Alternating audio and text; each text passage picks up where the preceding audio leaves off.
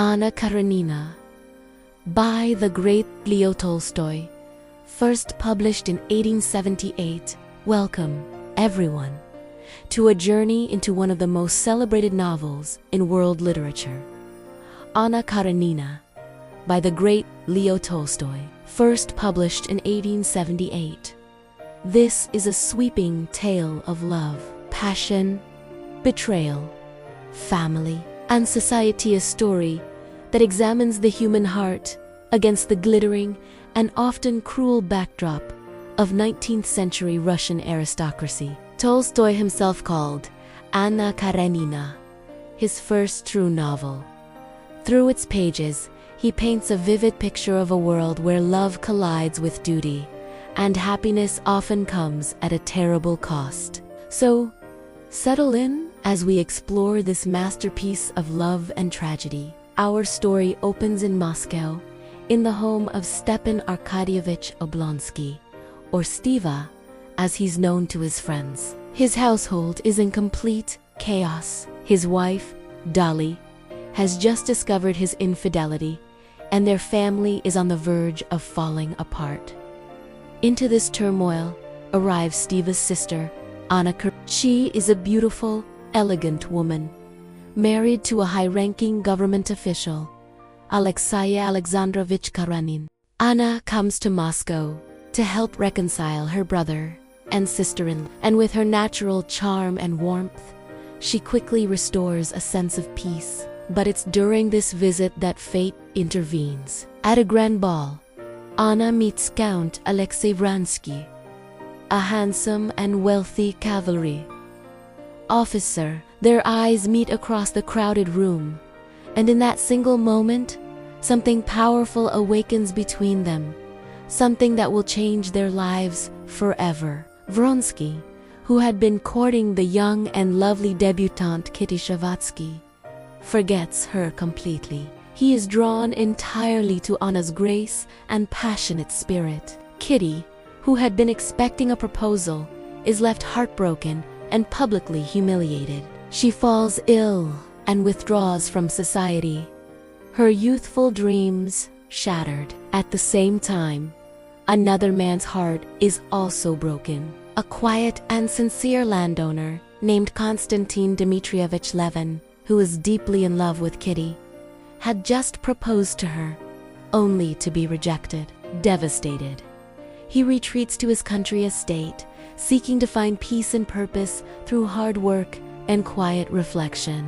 Anna tries to resist her growing feelings for Vronsky. She returns to her life in St. Petersburg, to her husband and her beloved son, but the passion she felt is too strong to ignore. They begin a secret affair, one that brings them both ecstasy and torment. Soon, whispers of their relationship begin to spread through the salons and ballrooms of high society. Her husband, Karenin, a cold and rational man, eventually becomes aware of the scandal. But he is far more concerned with maintaining appearances and his public reputation than with his wife's emotional state. Vronsky becomes increasingly devoted to Anna. He defies the expectations of his military career and his social standing to be with her. But their affair cannot remain a secret forever. The situation explodes when Anna discovers she is pregnant with Vransky's child. The truth is now impossible to hide. Karenin is deeply humiliated but refuses to grant her a divorce, citing moral and religious principles. Instead, he demands that Anna maintain the illusion of a respectable marriage, effectively imprisoning her in a life of lies. The strain on Anna becomes unbearable. Her son, Seryusa, whom she loves more than anything, becomes a painful symbol of all she has lost. Torn between her profound maternal love and her all-consuming passion for Anna begins to unravel, her spirit slowly breaking under the weight of guilt and social condemnation. Running parallel to Anna's tragic story is the journey of Konstantin Levin, who serves as Tolstoy's spiritual counterpart and the novel's moral anchor. After his rejection by Kitty, Levin retreats to his estate, where he finds a sense of solace in the simple, honest rhythms of rural life.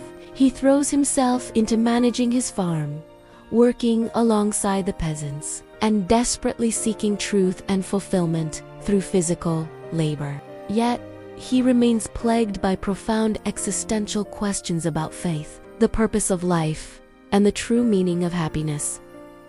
Eventually, Levin and Kitty are reunited. Having matured through her own suffering, Kitty now sees the genuine goodness in Levin's heart.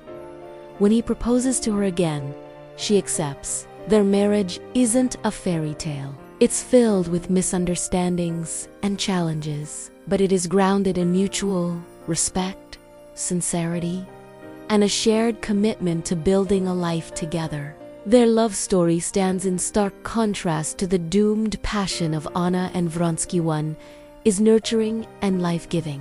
The other is consuming and ultimately destructive. As Anna's relationship with Vronsky deepens, society turns its back on her. Once the jewel of St. Petersburg society, she is now shunned by former friends and relatives. She is unable to attend the opera or social gatherings and is treated as a complete outcast. Vronsky, though initially devoted, begins to feel the immense weight of her emotional intensity and their shared isolation. His own career suffers, and a quiet resentment begins to grow between them. Anna becomes increasingly paranoid, jealous, and emotionally unstable. When Karenin finally agrees to a divorce, she finds herself hesitating, trapped by guilt, fear, and the shame of her social disgrace.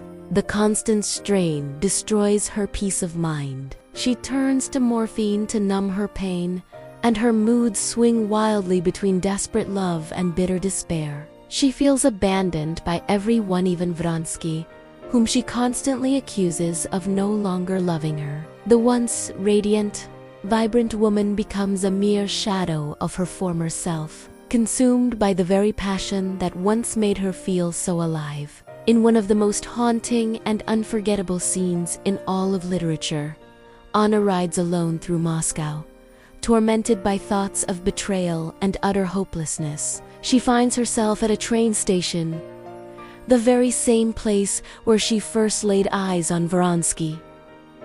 It is here she decides to end her suffering. In a final, desperate moment of what feels like terrible clarity, she throws herself under an oncoming train. Tolstoy's description is chillingly poetica, deafening sound, the flash of steel, and then a final, tragic silence. Her death shocks everyone, but resolves nothing. It only leaves an echo of tragedy that reverberates through the lives of everyone she touched. In the aftermath of Anna's death, Vronsky is completely shattered, overcome with grief and guilt. He volunteers for a dangerous military campaign in Serbia, perhaps seeking death as his only escape from his torment. Karenin, though broken, finds a measure of calm. In a surprising act of compassion, he takes in Anna and Vronsky's infant daughter, showing a capacity for forgiveness he had denied Anna in life. Meanwhile, far from the chaos of the city, Levin continues his quiet life with Kitty. After the birth of their first child, he experiences a profound spiritual awakening. While standing under the vast, open Russian sky, he has a moment of revelation. He realizes that true meaning in life doesn't come from wealth, reputation, or even romantic love, but from something simpler and more profound, from faith, from humility, and from the daily act of living truthfully and for others. Anna Karenina is not just a story of adultery and tragedy. It is a profound portrait of human longing, of our universal search for happiness in a world governed by rules, appearances, and harsh moral judgments. Through Anna, Tolstoy explores how society punishes those who dare to defy its conventions, especially women. And through Levin, he explores the possibility of finding redemption and spiritual peace in a complicated world. In the end, Both stories converge on a single, powerful truth: that love, whether it is a consuming passion or a pure, steady flame, has the power to lead us to both salvation and destruction. Tolstoy's masterpiece remains timeless, stunning reflection of the human heart in all its beauty, its complexity, and its pain. Thank you for listening to this summary of Anna Karenina. If you enjoyed this literary journey, please don't forget to like, subscribe, and hit that notification bell so you can join us for more deep dives into the world's greatest stories. We'll see you next time.